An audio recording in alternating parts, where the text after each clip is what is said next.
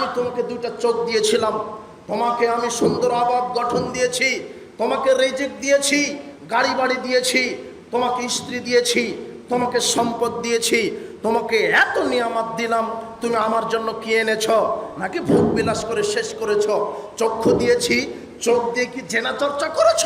কান দিয়েছি, কান দিয়ে কি জেনা চর্চা করেছ? হাত দিয়েছি, হাত দিয়ে কি ক্ষমতায় গিয়ে দাম্ভিকতা দেখিয়ে জুলুমবাজি করে চাঁদাবাজি করেছ, সন্ত্রাসবাদী করেছ? পা দিয়েছি, পা দিয়ে কি চাঁদাবাজের রাস্তায় চলেছ, দুর্নীতির রাস্তায় চলেছ, হারামের রাস্তায় চলেছ? এই পা বিচারের মাঠে সাক্ষ্য দিবে, হাত তোমার বিরুদ্ধে সাক্ষ্য দিবে, চক্ষু তোমার বিরুদ্ধে সাক্ষ্য দিবে। আল্লাহ বিচার মাঠে বলবেন, এই আদম সন্তান, আমি তোমাকে চক্ষু দিয়েছিলাম, হাত দিয়েছি, পা দিয়েছি, রিজিক দিয়েছি, গাড়ি দিয়েছি, বাড়ি দিয়েছি, ক্ষমতা দিয়েছি, আমার এই নিয়ামত তুমি কোন কাজে ব্যয় করেছ? তুমি আল্লাহর দরবারে বিচার মাঠে কি জবাব দিবে? আল্লাহ তোমাকে সঠিক জবাব দেওয়ার তৌফিক দান করুন, সহজ জবাব দেওয়ার তৌফিক দান করুন। আল্লাহ তোমাকে ইসলামের খাদেম হিসেবে কবুল করুন। বলছিলাম, আল্লাহর নবী বলছেন 7 শ্রেণীর লোককে আরশের নিচে জায়গা হবে। ন্যায়পরায়ণ শাসক 1, 2 ওই যুবক যুবতী যারা তাদের যৌবনকাল ক্ষয় করেছে আল্লাহর বিধান মেনে, আল্লাহর আনুগত্যে। 3 ওই ব্যক্তি যে ব্যক্তির অন্তরটা মসজিদের সাথে ঝুলন্ত থাকে, 5 ওয়াক্ত সালাত জামাতে মসজিদে আদায় করে, এই ব্যক্তিকে আল্লাহ আরশের নিচে জায়গা দিবেন। 3 ওই 2 ব্যক্তি। 4 ওই 2 ব্যক্তি যেই 2 বন্ধু আল্লাহকে খুশি করার জন্য বন্ধুত্ব হয়, আবার আল্লাহর জন্যই পৃথক হয়ে যায়, এই বন্ধুকে আল্লাহ আরশের নিচে জায়গা দিবেন। 5 ওই মানুষ যাকারাল্লাহ খালিয়ান ফাফাদাতাইনাহু, আল্লাহর ভয়ে কাঁদে, জাহান্নামের ভয়ে কাঁদে, কবরের শাস্তির ভয়ে কাঁদে। আল্লাহ রহমান, আল্লাহ রাহিম, এটা ঠিক আছে, কিন্তু আল্লাহ কাহার, আল্লাহ সাব্বার, আল্লাহ শাস্তিদাতা, আল্লাহ জাহান্নাম দাতা, সেই জাহান্নামের ভয়ে কাঁদে, আল্লাহর ভয়ে কাঁদে, নিজের পাপের জন্য কাঁদে। কেঁদে যখন চোখ থেকে পানি ফেলে দেয়, আল্লাহ ওই ব্যক্তিকে আরশের নিচে জায়গা করে দিবেন যারা আল্লাহর ভয়ে কাঁদে। আপনি কাঁদেন, শেষ রাত্রে উঠেন, আল্লাহকে ডাকেন। আল্লাহর নবী বলছেন, প্রত্যেক রাত্রে দয়াবান রহমান তোমাদের প্রতিপালক সপ্তম আকাশ থেকে প্রথম আকাশে নেমে আসেন। এসে আল্লাহ নিজে বলেন, মায়াদুনি ফাস্তা জিবালাহু, কে আমাকে ডাকছে আমি তার ডাকে সাড়া দিব। মায়াসালুনি ফাউতিয়াহু, কে আমার কাছে কিছু চাই আমি দেওয়ার জন্য প্রস্তুত।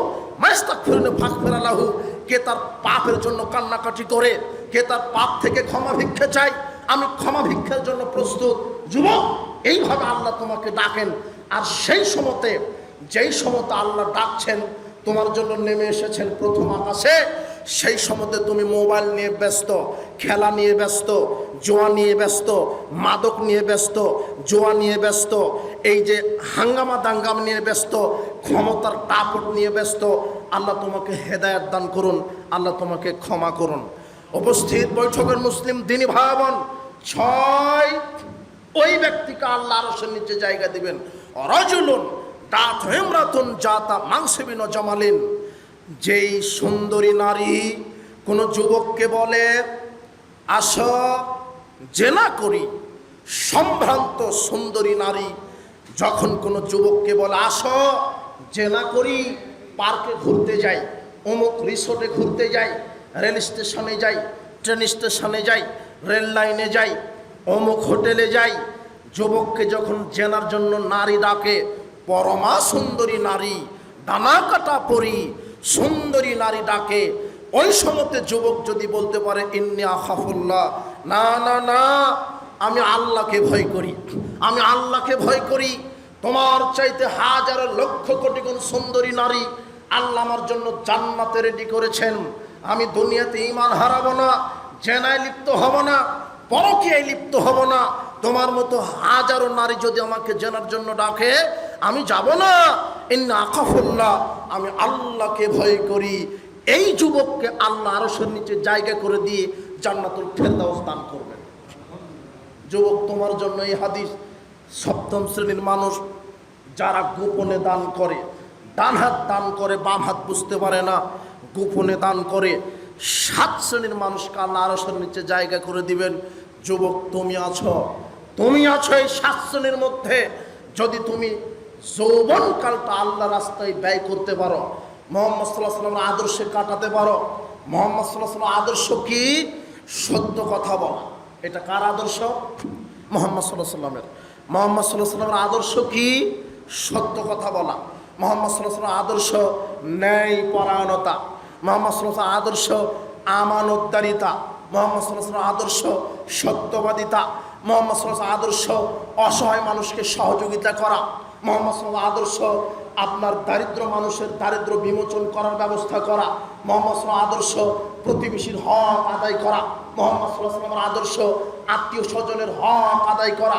মুহাম্মদ সাল্লাল্লাহু আলাইহি ওয়াসাল্লামের আদর্শ অসহায় মানুষের পাশে দাঁড়ানো। মুহাম্মদ সাল্লাল্লাহু আলাইহি ওয়াসাল্লামের আদর্শ ইয়াতিম মিসকিনের পাশে দাঁড়ানো। মুহাম্মদ সাল্লাল্লাহু আলাইহি ওয়াসাল্লামের আদর্শ জাতির কল্যাণের কাজ করা। যুবক, আল্লাহ তোমাকে মুহাম্মদ সাল্লাল্লাহু আলাইহি ওয়াসাল্লামের আদর্শে জীবন পরিচালনা করার তৌফিক দান করুন, আমিন। এখানে এতটুকুন কথা তোমাকে বলা হলো। যুবক, তোমার রক্তের অনেক দাম। এরপরে আমরা চলে যাই দিন প্রতিষ্ঠার জন্য সাহাবীদের কত ত্যাগ ছিল। তোমাদের মতো যুবক ছিল অনেক সাহাবীগণ। রাসূল সাল্লাল্লাহু আলাইহি ওয়াসাল্লাম যখন দ্বীনের দাওয়াত দিলেন, যুবকেরা তার দিনটা লুফে নিল। বৃদ্ধরা দিন কায়েম করতে, ইসলাম কবুল করতে চাইল না।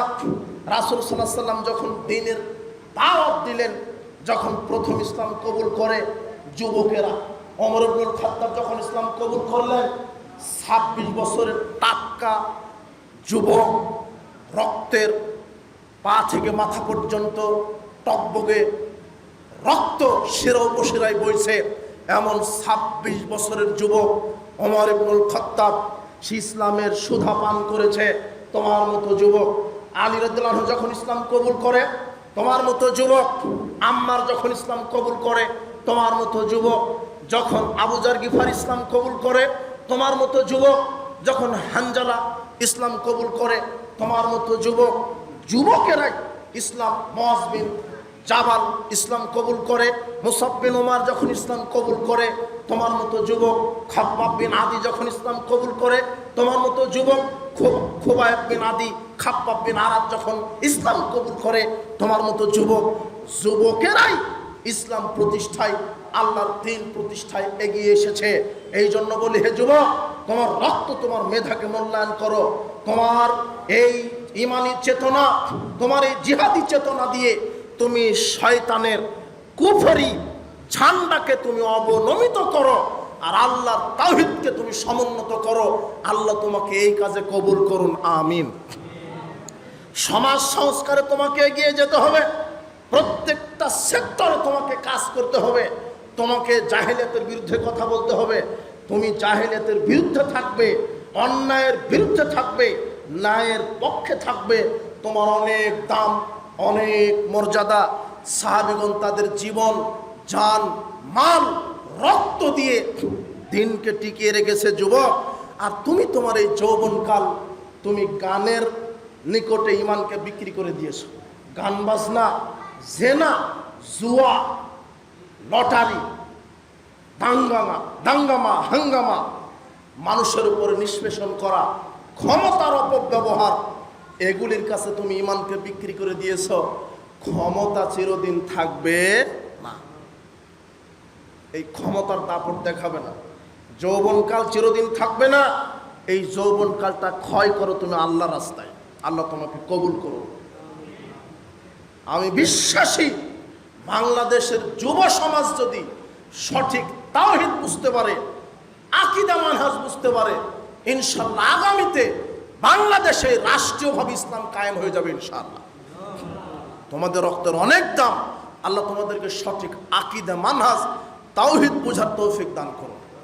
অধিকাংশ মানুষ PhD doctorate, MBBS doctor, professor, আইনজীবী, সচিব, সব জ্ঞান আছে, কিন্তু এদের ভিতরে আকীদার জ্ঞান নাই, তাওহীদের জ্ঞান নাই, মানহাজের জ্ঞান নাই।